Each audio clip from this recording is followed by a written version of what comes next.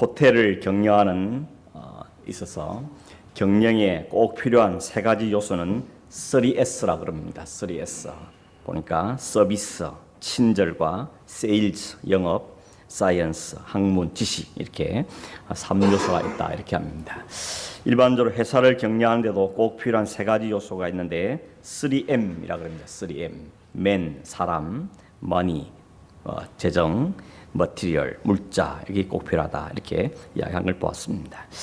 하나님께서 하나님 일을 하신데도 우리에게 꼭 필요한 것이 있지 않겠는가 하는 것인데 그 필요한 게 뭘까? 하나님의 일을 잘 감당하려면 또 하나님 행하실 일들을 이루기 위해서 꼭 필요한 게 뭘까 하는 겁니다. 오늘 저녁에 그 부분을 조금 생각해 보려고 합니다. 오늘 읽은 이 27절, 28절은 읽어보시 알겠지만 에스라가 하나님을 찬송하는 내용이죠. 하나님 여호와를 송축할지로다 이렇게 시작하고 있습니다. 그리고 이어서 말하기를 그가 하나님을 찬송하는 이유를 이렇게 말하죠. 특히 28절에 보면 왕과 그의 보좌관들과 모든 방백 앞에서 은혜를 얻게 하시기 때문이다 이렇게 이야기하고 있습니다.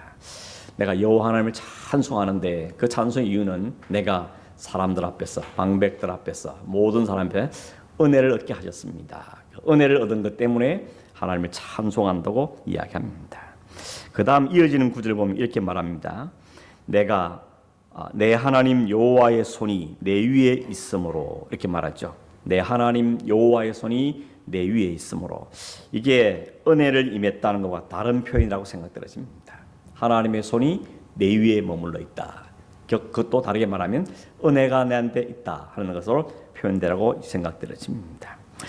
이 에스라에게 하나님의 은혜가 임했다. 그리고 여호와의 손이 이 에스라 위에 늘 있었다 말하는데 좀 구체적으로 막연한 은혜 말고 그럼 도대체 어떤 은혜가 임했는가 하는 것을 조금 살펴보기를 원하는데 그 은혜가 무엇인지 모르겠지만 그 은혜 때문에 힘을 얻었다 그러죠. 힘을 얻었다. 어떤 힘을입니까?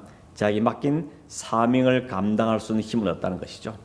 하나님께 맡긴 일을 해낼 수 있는 그런 힘을 얻었다고 이야기합니다. 하나님의 일을 이루는데 하나님의 사명을 감당하는데 힘이 되었다면 오늘 우리도 하나님의 일을 하는 사람들이고 또 하나님의 사명을 감당해야 될 사람들이기에 우리도 그와 같은 은혜가 필요하지 않겠는가 하는 것이죠. 그래서 오늘 이 성경 가운데서 하나님 에스라에게 어떤 은혜를 주셨는지를 살펴보기를 원하는데 세 가지를 살펴보겠습니다. 첫째는 사람입니다. 사람.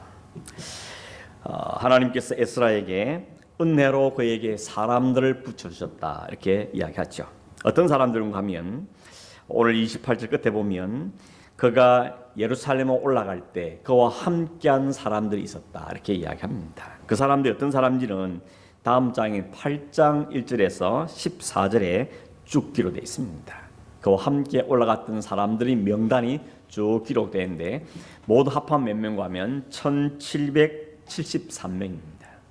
1773명은 첫 번째 스룹바벨과 함께 올라갔던 첫 번째 귀환 때 사람과 비교하면 굉장히 적은 숫자입니다. 그때는 몇 명 가는가 하면 42,360명이 갔거든요. 42,360명에 비하면 1773명은 굉장히 적은 숫자죠. 근데 오늘 28절 끝에 보면 그 어떤 사람인가 하면 우두머리였다 이렇게 말하고 있죠. 그냥 사람들이 아니고 우두머리였다. 우두머리 말은 가정의 가장이거나 혹은 어떤 족의 한 족장이거나 이런 리더들을 이야기하는 것입니다. 그러니까 에스라가 올라갈 때 그와 함께 갔던 사람들은 1773명의 그 당시에 있는 이스라엘 사람 가운데 있는 리더들이 함께 갔다 하는 것을 알 수 있습니다.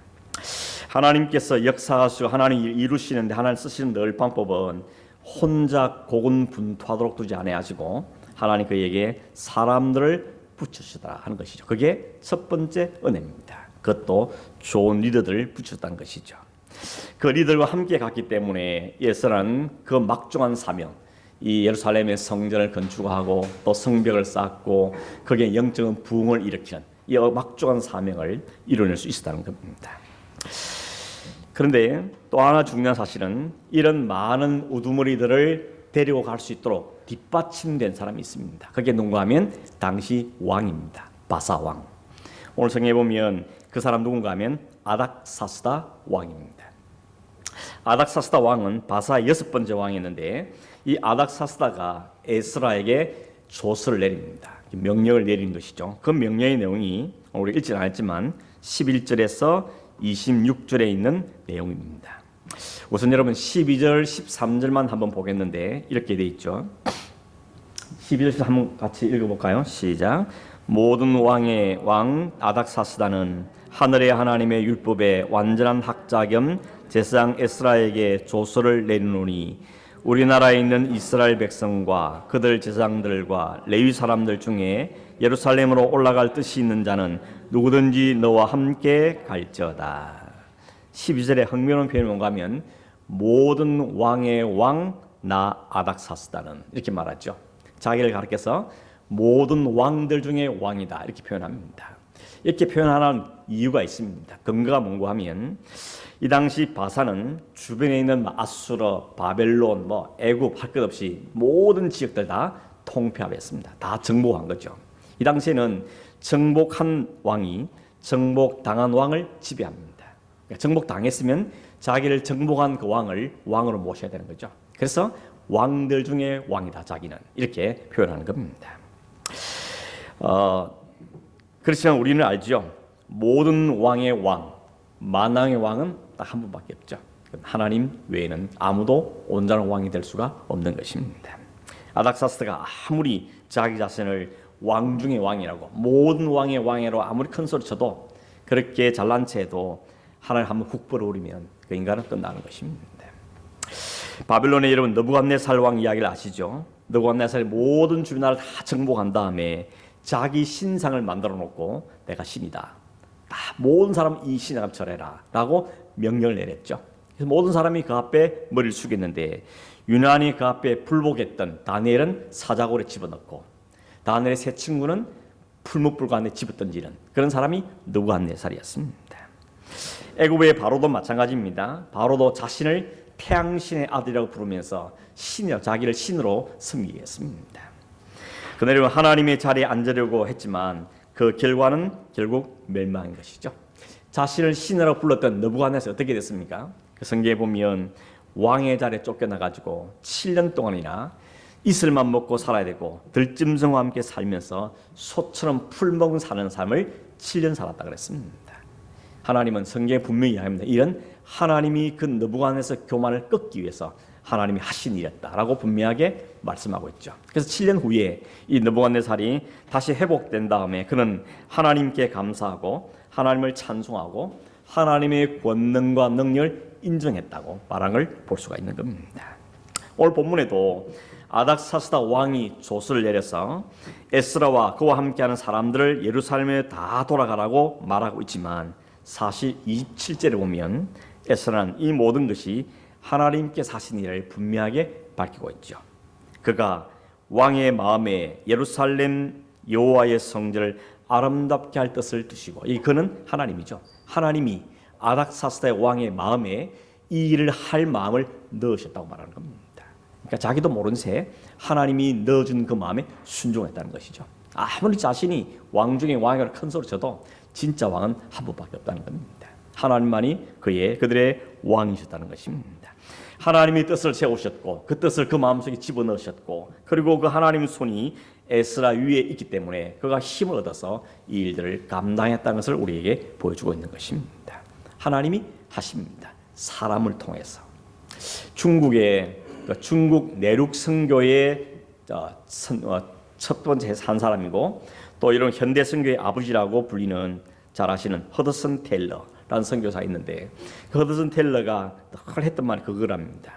하나님의 방법은 사람입니다. 하나님의 방법은 사람입니다. 라고 이야기했다는 겁니다. 하나님은 홀로 할 수 있지만 홀로 천지 만물을 창조할 수 있지만 하나님은 오늘날 여전히 사람을 통해서 일하고 있습니다. 그렇게 말했다는 겁니다. 그리고는 여러분이 바로 그 사람입니다. 라고 이야기했다는 겁니다. 오늘 여러분 저와 여러분이 하신 말씀을 받았으면 좋겠습니다. 하나님이 사람을 통해서 하나님 역사를 하시는데 그 사람이 여러분이고 그 사람이 저에게를 원하는 것입니다. 하나님은 사람들을 세우시고 그 뜻을 이루신다는 겁니다. 하나님 혼자 하게 하지 않으셨다는 겁니다. 우리가 잘 아는 것처럼 모세에게는 아론을 붙여주시죠. 하나님 나 안 됩니다. 나 말도 잘 못합니다. 그랬더니 하나님이 아론을 붙여주시죠. 여호수아에게는 갈렙을 붙여주셨죠. 사도 바울에게는 바나바나, 실라나, 디모데나, 누가 같은 사람들을 붙여주셨습니다. 그래서 함께 하나님의 일을 행하도록 하셨다는 겁니다. 혼자 모든 걸 충분히 할 수 있는 예수님도 이 땅에 오셔서 하신 일이 제자들을 뽑으신 다음에 제자들 함께 하셨다는 겁니다. 그 하나님께서, 그 주님께서 제자를 뽑을 때 밤을 새워서 기도했다는 걸 우리가 성경에서 볼 수 있죠. 밤을 새워서 기도해서 그 제자를 선택하고 그들과 통해서 함께 일합니다. 물론 그들이 다 완전하지 않았지만, 완전한 사람도 아니었지만 그들을 부르시고 그들과 함께 온 세상 복음 증가하는 이 사역을 주님께서 시작하셨다는 겁니다. 그런 의미에서 오늘 교회도 마찬가지죠. 가정도 마찬가지고 또 우리 세운 공동체도 마찬가지인 것입니다. 어느 한 사람에서 되는 것이 아니고 각자 맡은 영역에서 각자 맡은 은사를 따라서 함께 섬기는 그 공동체를 통해서 협력을 통해서 일들이 이루어지는 사실을 보게 되는 겁니다. 나라도 마찬가지죠. 그래서 우리는 나라를 위해 기도할 때 대통령뿐만 아니고 그 주변에 있는 사람을 위해서 우리는 기도해야 되는 것이고 또 어느 공동체의 리더만뿐만 아니라 그와 함께 둘러싸은 사람을 위해서 기도해야 되죠. 자녀를 위해도 마찬가지인 것 같습니다. 내 자녀만 기도할 것이 아니고 내 자녀를 둘러싸고 있는 그 선생님, 그 친구들, 그 영적인 동력자들 위해서 우리가 기도해야 될 이유가 여기에 있다는 것입니다. 하나님께서 우리에게 사람을 통해서 하신다는 것을 보여주면서 오늘 우리에게 사람을 붙여주는 가족이나 친구나 동력자나 사람을 붙여준 것은 하나님의 은혜라고 말하고 있습니다. 하나님 첫 번째는 사람을 붙여주셨다 하는 것이죠. 두 번째는 물질입니다. 하나님께서 에스라에 주신 첫 번째 은혜가 사람이라면 두 번째는 물질의 은혜를 주셨습니다. 우리가 뭘 하려고 그래도 물질이 필요하죠. 돈이 필요합니다. 물론 그 돈이 우상이 되면 안 되지만 그러나 무슨 하든지 돈은 꼭 필요한 요소라고 말할 수 있습니다. 어느 책 제목이 이런 제목이 있더라고요. 솔직히 말해서 예수님 다음으로 돈이 좋아요. 이런 책 제목이 있습니다. 어느 장로님이 쓰신 책인데 경영을 하시는 장로님이 쓰시는데 그만큼 돈은 꼭 필요한 것이라고 이야기하고 있는 겁니다. 뭐니 해도 머니다. 머니가 최고다. 이런 말도 하는 겁니다. 여러분 예루살렘 성전을 건축하거나 또 무너진 성벽을 새로 쌓거나 제사를 지내거나 또 영적인 부흥을 사는 이래도 다 물질이 필요했다는 겁니다. 그 돈이 다 어디서 나옵니까? 놀랍게도 아닥사스다 왕이 에스라에 내린 그 조서 가운데 7장 16절에서 20절을 읽어보면 아닥사스다 왕이 에스라에게 모든 필요한 물질 다 공급하는 이야기가 나오고 있습니다. 한번 보시겠습니다. 16절부터 20절을 보시면 이렇게 되어 있습니다. 또 네가 바벨론 온 도에서 얻을 모든 은금과 및 백성과 제사장들이 예루살렘에 있는 그들의 하나님의 성전을 위하여 기쁘게 드릴 예물을 가져다가 그들의 돈으로 수송아지와 수양과 어린 양과 그 소재와 그 전주의 물품을 신속히 사서 예루살렘 내 하나님의 성전 제단에 드리고 그 나머지 은금은 너와 너의 형제가 좋게 여긴 일에 너희 하나님의 뜻을 따라 쓸지며 내 하나님의 성전에서 섬기는 일을 위하여 내게 준 그릇은 예루살렘 하나님 앞에 드리고 그 외에도 네 하나님의 성전에 쓸 것이 있어서 네가 드리고자 하거든 무엇이든지 어디서요? 궁중 창고에서 내다가 드릴지니라. 다 가져가라는 겁니다. 필요한 모든 물질 얼마든지 필요한 만큼 가지고 가라고 배려하는 아닥사스를 보게 되는 것입니다. 더구나 24절에는 보면 그 다음에도 보면 이 유브라데 강 건너편에 있는 사람들 창고 지기들한테도 조서를 보냅니다. 뭐라고 말하는가 하면 에스라가 너에게 구하는 것은 신속히 내어줘라. 은은 100달란트까지, 밀은 100고로까지, 포도주는 100밭까지, 기름도 100밭까지, 소금은 정량 없이 내주어라 라고 창고를 지키는 사람들에게까지 아닥사스의 왕이 편지를 보낸 것이죠. 그리고 24절에도 제사장들, 레위 사람들, 노래하는 자들, 문지기들, 너디딤 사람들, 성전에 일하는 사람들에게는 종도 받지 말고 관세도 받지 말고 통행소 받지 말라는 겁니다. 그러니까 하나님께서 이 일을 하기에 필요한 모든 것들을 아닥사스를 통해서 다 제공했다는 것입니다. 여러분 결국 우리는 여기서 무슨 결론을 얻을 수 있는가 하면 우리에게 돈이 꼭 필요하고 돈이 중요하고 있어야 되지만 진짜 우리가 구해야 될 것은 돈 자체가 아니고 돈을 가지고 계신 하나님이라는 사실인 것입니다. 왜냐하면 그 모든 물질도 하나님이 제공한 거니까 하나님께 구하면 하나님이 누구를 통해서든지 어떤 방법을 통해서 우리에게 공급하신다는 원리를 오늘 우리에게 보여주고 있다는 것입니다. 결국 여호와의 손이 내 위에 있는 것인가, 내가 그 하나님의 기쁨으로 섬기고 있는 것인가, 이 일이 하나님이 기뻐하신 일인가, 그게 문제인 것이죠. 그것만 되면 하나님이 그 위에 손을 얹으셔서 그게 필요한 모든 물질들을 제공하신다. 이게 하나님의 은혜라고 말하죠. 내가 자기의가 아니라 하나님의 기쁨을 위해서 하나님이 그 일을 제공해 주신다고 이야기하고 있습니다. 그래서 허드슨 테일러가 선교하면서 이런 이야기한 겁니다. 하나님의 방법으로 하는 하나님의 일에는 하나님의 지원이 결코 결핍함이 없이 제공된다. 선교 현장에서 실질적으로 느낀 겁니다. 이 일이 하나님에 의한 방법이고 하나님을 위한 일이고 하나님 기뻐하신 일이라면 하나님은 그 하나님 창고를 열어서 모든 필요한 물질을 공급하신다. 결코 하나님 궁핍하지 않도록 인색하지 않도록 하신다는 것을 이런 선교 현장에서 이걸 충분하게 경험했다는 것입니다. 그래서 우리가 물어야 될 것은 이게 하나님의 일인가, 이게 하나님 기뻐하실 일인가, 하나님의 마음에 맞는 것인가, 이걸 늘 물어봐야 한다는 것입니다. 돈이 관심이 아니고 그 돈을 주관하시는 그 하나님께 우리가 관심을 가진다는 것이죠. 어떤 분은 그런 이야기를 하더라고요. 돈을 따라가는 인생은 참 불행한 인생이라 돈이 따라오는 인생이 된다, 이런 이야기를 했습니다.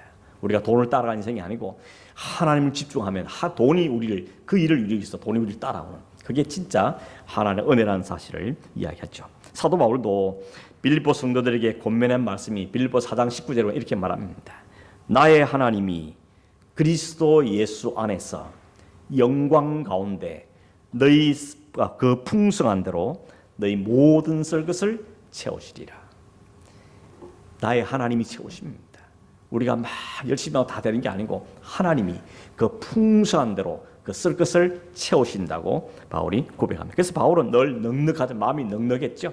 늘 하는 게 감사하고 있어도 감사하고 없어도 감사하고 필요한 하나님 공급을 믿었기 때문에 하나님 풍성한 채웠기 때문에 거기에 그것 때문에 매이지 않았던 삶을 살았던 것입니다. 우리가 하나님께 기뻐하시는 사람이 되고 또 주님이 기뻐하는 일을 우리에 힘쓰면 하나님 우리에게 필요한 물질을 공급하신다는 겁니다. 그게 하나님의 두 번째 은혜였습니다. 마지막 에스라 임에서 세 번째 은혜는 뭔가 하면 그에게 지혜를 주셨다는 점입니다. 오늘 성경 25절을 보시면 이렇게 되어 있습니다. 에스라여, 너는 네 손에 있는 네 하나님의 지혜를 따라 네 하나님의 율법을 아는 자를 법관과 재판관을 삼아 강 건너편 모든 백성을 재판하게 하고 그중 알지 못하는 자는 너희가 가르치라. 여기 네 손에 있는 네 하나님의 지혜를 따라 이렇게 말하죠. 이 말을 누가 한 말인가 하면 아닥사스다가 한 말입니다.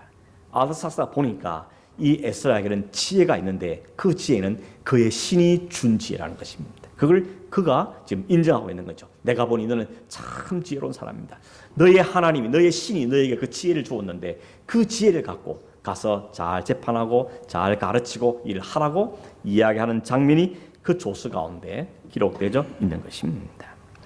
여러분, 하나님의 지혜란 말은 다르게 말하면 하나님께서 주신 지혜란 이야기고 결국 사람의 지혜가 아니란 이야기인 것이죠.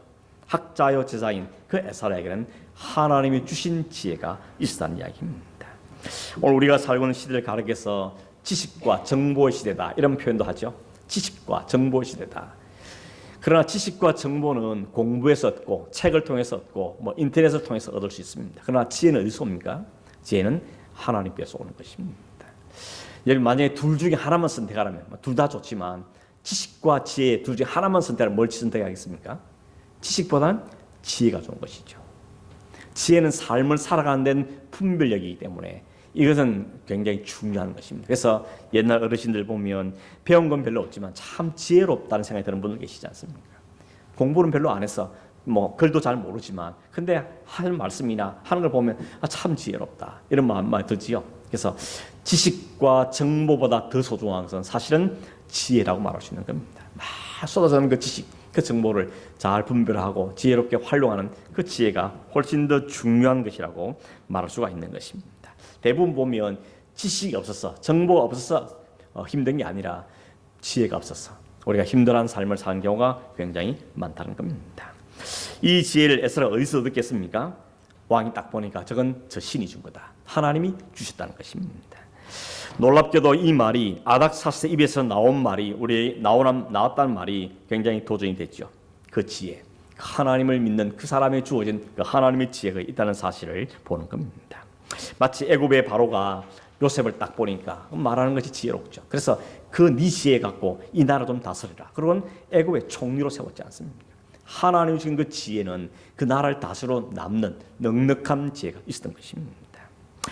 이 지혜를 어떻게 얻을 수 있습니까? 지식과 정보는 교육과 인터넷에서 얻을 수 있지만 지혜는 하나님께로 오는 것이죠. 지식은 공부해서 얻을 수 있다면 지혜는 기도로서 얻게 되는 것이죠. 그래서 야고보서 1장 5절에 보면 너희 중에 누구든지 지혜가 부족하거든 모든 사람에게 후히 주시고 꾸짖지 아니하시는 하나님께 구하라. 그리하면 주실 것이다.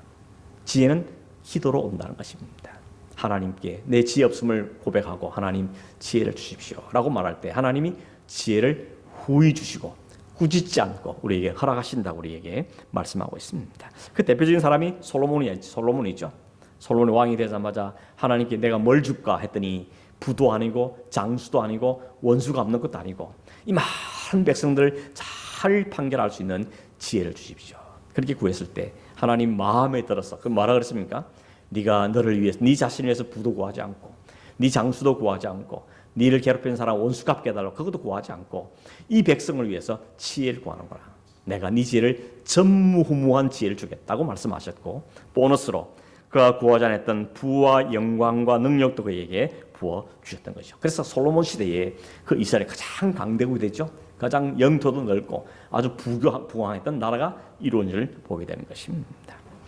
우리가 살아가는 이 매일매일 삶에 얼마나 지혜가 필요합니까? 가정에서 가족들 관계도 지혜가 필요하고 직장 가서 직장 일을 할 때도 지혜가 필요하고 뭐 교회에서도 마찬가지로 어디 가든지 지혜로운 사람이 참 귀하지 않습니까? 참 사람 지혜롭구나. 말도 지혜롭고 판단도 지혜롭고 행동도 지혜롭고 참 지혜가 있는 사람 보면 우리가 얼마나 마음이 좋게 여기는지 모릅니다. 누구에게 주신다 그럽니까? 구하는 자에게. 내게 지혜 없음을 깨닫는다면 그 하나님께 구하면 하나님께서 따지지 않고 꾸짖지 않고 후히 주신다. 우리에게 분명하게 약속으로 주고 계시는 겁니다. 우리가 주님께 기도해야 될 분명한 이유가 있어도 확인해야 되는 겁니다. 결국 보니까 기도하면 모든 걸 얻는구나. 마치 기도는 만능 키와 같은 거구나. 마스터 키처럼 다 열리는 겁니다. 문제도 상황도 뭐 어려움도 어떤 일이 있어도 기도의 키를 갖다 꽂으면 안 열릴 게 없다는 것을 우리에게 오늘 말씀해주고 있는 것입니다. 여러분 기도하면 모든 문제가 풀 줄을 믿습니다. 지금 당장이 좀 어려워 보여도 기도할 때 하나님이 길을 준비하고 계시고 우리가 기도가 찰 때 하나님 그 여기로 제끼셔서 우리가 그 문을 통과하게 하시고 그 길 걷게 하셔서 하나님의 영광을 찬송할 줄 하나님으로 믿습니다. 말씀드렸습니다. 여러분 은혜의 하나님께서 그의 손을 에스라 위에 있다 그랬는데 하나님 은혜의 손이 늘 머무르시는데 알고 보니까 그에게는 사람을 붙여주시고 물질을 제공해 주시고 지혜로운 마음을 주셔서 하나님 맡긴 삶을 잘 감당하도록 했다는 것을 오늘 이게 보여지는 겁니다. 오늘 우리가 뭘 구하겠습니까? 하나님 내 위에도 늘 하나님 은혜의 손이 머물기를 원합니다.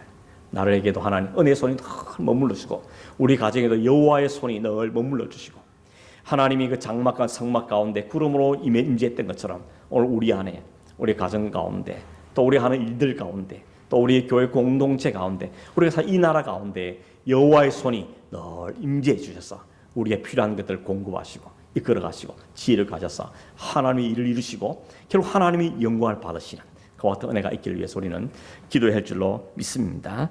우리 말씀을 기억하시면서 한번 기도하고 나가겠습니다. 하나님 우리에게 은혜를 주십시오. 은혜 입기를 원합니다. 특별히 주를 위해서 에스라에 주셨던 그 사람의 은혜, 또 물질의 은혜, 또 우리의 지혜의 은혜도 우리에게 주십시오. 주의 손이 언제나 우리 가정 위에, 우리 교회 위에, 이 시대 위에, 우리 자신들 위에 늘 머물러 있는 은혜가 있기를 원합니다. 우리의 그런 은혜를 허락해 주옵소서. 이런 제목 갖고 우리 같이 한번 잠시 기도하겠습니다. 고마우신 하나님 아버지, 여호와의 능력 있는 손이 에스라 위에 늘 머물 때에 그 가는 길이 형통했고 그 앞에는 모든 문제가 풀려지며 문이 열리고 길이 열렸던 것을 우리가 오늘 보았습니다. 하나님 그 은혜의 손길이 오늘 우리 자신들 위에, 우리의 가정 위에, 우리 교회 위에, 이 시대 위에 있기를 간절히 소망합니다. 하나님이 계실 터인데 우리가 그 하나님을 인식하지 못하고 그 하나님께 구하지 못하고 우리의 힘으로 발버둥치며 힘을 냈던 것들을 고백하오니 우리의 허물과 우리 죄악을 용서하여 주시고 주님 앞에 엎드리며 구할 때 주님 후회 주시고 굳이 않는다 하셨사오니 우리의 약함을 불쌍히 하시고 우리에게 필요한 것들을 공급하시고 은혜를 더하여 주시옵소서. 그래서 우리 모든 성도들이 우리 모든 가정들이 모든 일들 가운데 하나님 열어주시고 하나님께 해결해 주시며 이끌어 가신 은혜를 경험하고 그 하나님을 찬송하고 그 하나님 때문에 감사하고 또 무슨 일 만나든지 그 하나님 인하여서 담대하게 나갈 수 있는 우리 모든 성도들 되도록 축복하여 주시옵소서. 걸어가신 예수님의 이름으로 기도하옵나이다. 아멘.